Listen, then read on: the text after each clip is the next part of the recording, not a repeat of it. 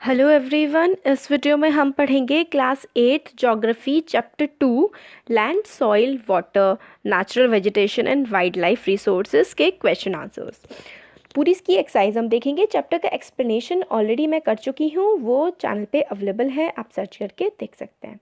तो पहला क्वेश्चन है, which are the two main climatic factors responsible for soil formation. हमें दो क्लाइमेटिक फैक्टर्स बताने हैं जिसकी वजह से जो सॉइल है, जो मिट्टी है, बनती है। ऐसे क्लाइमेट में, हमारे एनवायरनमेंट में ऐसा क्या होता है कि हमारी जो सॉइल है वो बन जाती है। तो इसका आंसर है, the two main climatic factors responsible for soil formation are temperature and rainfall which influence the rate of weathering and humus. तो देखिए, दो इंपॉर्टेंट फैक्टर्स होते हैं। एक तो होता है टेम्परेचर। किसी भी जगह अगर सॉइल फॉर्मेशन होना है, मिट्टी बननी है, तो वहाँ का जो टेम्परेचर है, जो वहाँ का तापमान है, गर्मी है, सर्दी है, वो कैसा होना चाहिए, और वहाँ पे रेनफॉल, वहाँ पे बारिश कितनी हो रही है। तो इन्हीं का जो रेट है, rate of temperature and rainfall, ये क्या मैटर करता है कि सॉइल कैसे बनेगी। उससे क्या होता है कि टेम्परेचर कैसे है, रेनफॉल से क्या होता है, वेदरिंग होती है। जो रॉक्स होती है ना, जो चट्टानें होती हैं, पत्थर होते हैं, रेनफॉल की वजह से, टेम्परेचर की वजह से वो टूटते हैं। और क्या होता है, उस पर बहुत सारी चीज़ें एक्ट करती हैं। टेम्परेचर की वजह से बैक्टीरिया वगैरह एक्ट करते हैं और वो टूट करके मिट्टी में फॉर्म हो जाती हैं।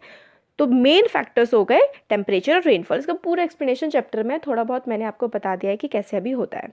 तो टेम्परेचर, रेनफॉल मेन फैक्टर्स हैं जिसकी वजह से क्या होता है, सॉइल फॉर्मेशन होती है। और अदर फैक्टर्स भी हैं। The other factors which are responsible for soil formation are parent rock. Parent rock होती है जिससे वो मिट्टी बनी हुई है, वो उसकी पेरेंट रॉक होती है। चट्टानों से ही मिट्टी बनती है, पहाड़ों से, तो वो उसकी पेरेंट रॉक हो गई।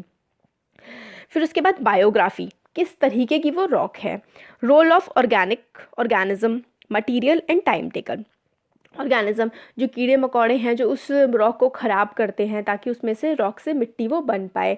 और टाइम लगता है इन सब चीज़ों में। ये सारे के सारे अदर फैक्टर्स हैं जो काफ़ी इंपॉर्टेंट होते हैं। मेन फैक्टर्स क्या क्या हैं, टेम्परेचर और रेनफॉल। क्वेश्चन नंबर 2 है, right any two reasons for land degradation today. अब आज जो है लैंड डिग्रेडेशन जो हो रहा है, लैंड ज़मीन, डिग्रेडेशन का मतलब होता है ख़राब हो जाना। लैंड जो ख़राब हो रहा है आज के टाइम में, उसके क्या मेन रीज़न है। तो देखिए, दो मेन रीज़न है। एक तो सॉइल इरोजन है और एक है डिफॉरेस्टेशन। डिफॉरेस्टेशन का मतलब होता है जंगलों का कटना, पेड़ों का कटना। सॉइल इरोजन का मतलब होता है, सॉइल का मतलब मिट्टी, इरोड का मतलब होता है कि मिट्टी की जो ऊपर वाली जो सबसे फर्टाइल लेयर है, फर्टाइल सबसे उपजाऊ लेयर है जिस पे फसल उगाई जा सकती है, वो क्या होती है, इरोड होके ख़राब हो जाती है। तो उसको हम सॉइल इरोजन कहते हैं। और दूसरा जो है वो डिफॉरेस्टेशन है। दो रीज़न जिसकी वजह से लैंड खराब हो रहा है, वो है सॉइल इरोजन और डिफॉरेस्टेशन। नेक्स्ट क्वेश्चन है, why is land considered an important resource. Land को हम इम्पॉर्टेंट रिसोर्स क्यों कहते हैं। देखिए, लैंड पे ही रह रहे हैं तो इम्पॉर्टेंट तो है ही, हर चीज़ लैंड पे ही होती है ना।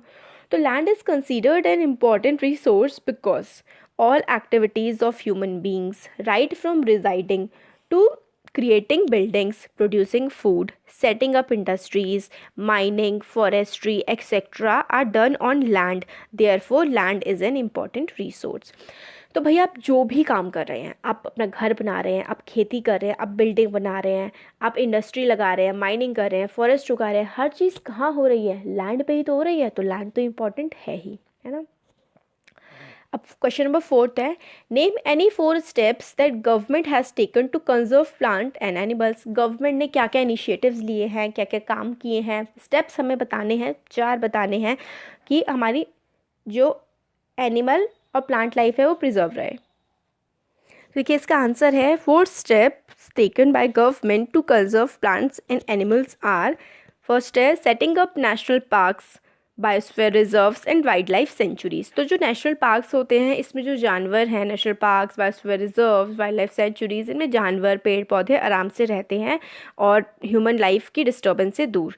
तो ये स्टेप किया है, ये काम किया है। दूसरा है, ban on killing, hunting and poaching of animals. Ban है भाई, आप किसी को मार नहीं सकते हैं, किसी भी जानवर को। हंटिंग मतलब शिकार करना, पोचिंग होता है शिकार करके बेचना, मतलब हंटिंग तो शौक के लिए हो गया, और पोचिंग का मतलब होता है बेचने के लिए, पैसा कमाने के लिए। तो उस पर भी बैन है।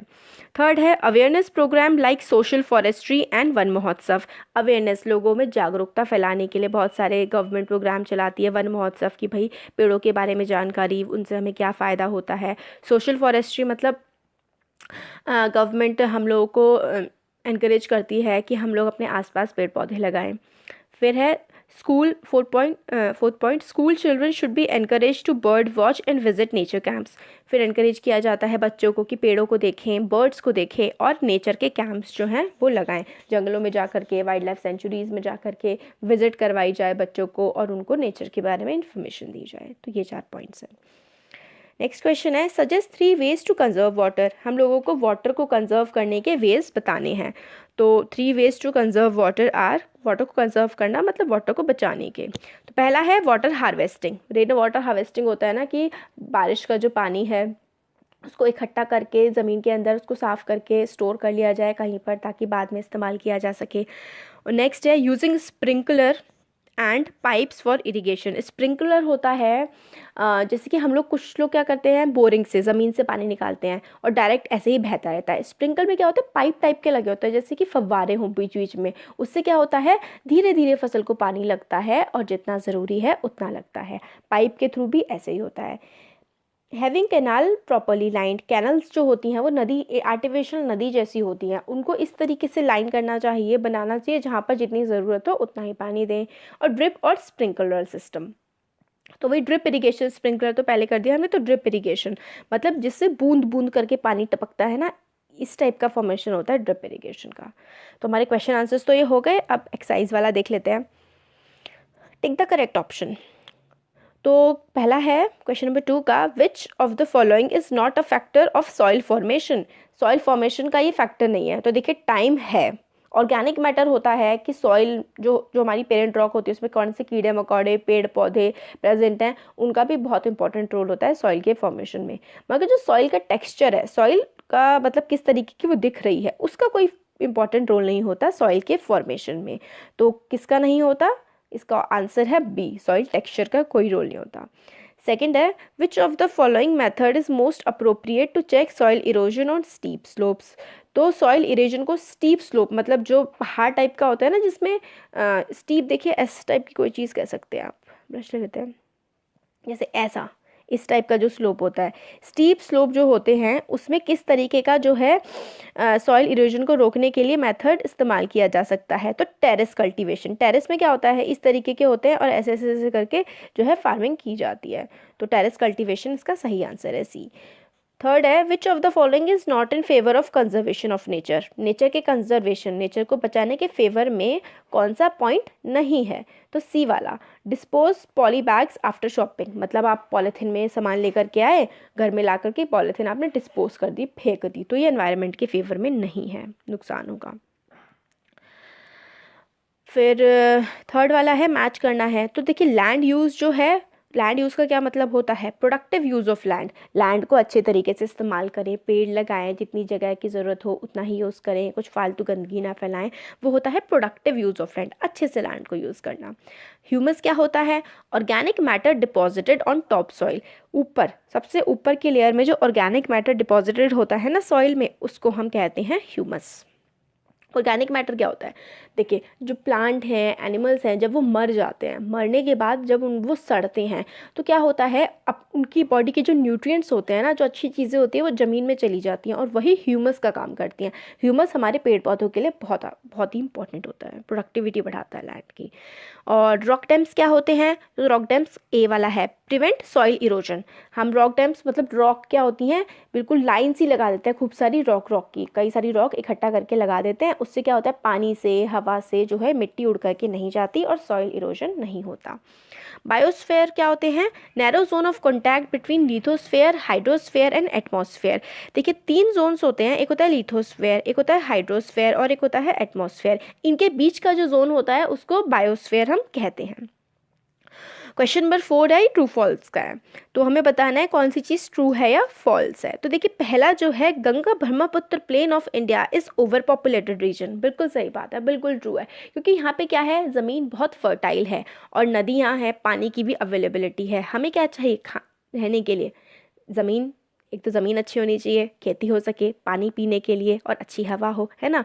तो ये सारी चीज़ें अवेलेबल हैं, तो इसलिए गंगा ब्रह्मपुत्र प्लेन बहुत ही ओवर पॉपुलेटेड, बहुत ज़्यादा यहाँ पर आबादी है, तो ये ट्रू हो गया। सेकंड है वाटर अवेलेबिलिटी पर person in India is declining, मतलब जो पानी हमारे पास मौजूद है पर पर्सन, इंडिया की पॉपुलेशन बढ़ रही है काफ़ी ज़्यादा समय के साथ, और पानी जो है हम लोग उसको ख़राब करते जा रहे हैं, पॉल्यूट करते जा रहे हैं, या वो कम होता जा रहा है। तो हर पर्सन के पास समय के साथ साथ कितना पानी अवेलेबल था पहले, उसके कंपैरिजन में अब कम अवेलेबल है। तो पानी की जो मौजूदगी है वो कम होती जा रही है इंडिया में, हर पर्सन का अगर हम हिसाब लगाएं तो उस हिसाब से। थर्ड है row of plant planted in coastal areas to check wind movement is called intercropping. नहीं, देखिए, इंटरक्रॉपिंग का मतलब होता है अलग अलग तरह की क्रॉप्स को एक ही खेत में उगाना, और रो ऑफ प्लांट्स जो हैं उसको तो हम लोग शेल्टर बेल्ट्स कहते हैं, जब रो ऑफ प्लांट्स उगाई जाती हैं सॉइल इरोजन को बचाने के लिए विंड इरोजन से, तो उसको हम क्या कहते हैं, इंटरक्रॉपिंग नहीं कहते। इंटरक्रॉपिंग एक ही खेत में कई सारी फसल उगाना होता है, तो ये वाला फॉल्स हो गया। फोर्थ है human interface and changes of climate can maintain ecosystem. बिल्कुल गलत बात है, फॉल्स है, क्योंकि ह्यूमन इंटरफेस, हम लोग ज़्यादा छेड़छाड़ करें एनवायरनमेंट के साथ और क्लाइमेट बदलता जाए तो इससे क्या होगा, इससे तो इकोसिस्टम खराब होगा, मेंटेन थोड़ा ही ना होगा, इससे खराब होगा। तो इसलिए वाला फोर्थ वाला फॉल्स हो जाएगा। तुम्हारा चैप्टर का एक्सप्लेनेशन कंप्लीट हो गया, मतलब एक्सप्लेनेशन तो दूसरी वीडियो में है, आप देख सकते हैं। इसमें हमने क्वेश्चन आंसर्स और एक्सरसाइज का एक्सप्लेनेशन देख लिया। Thank you.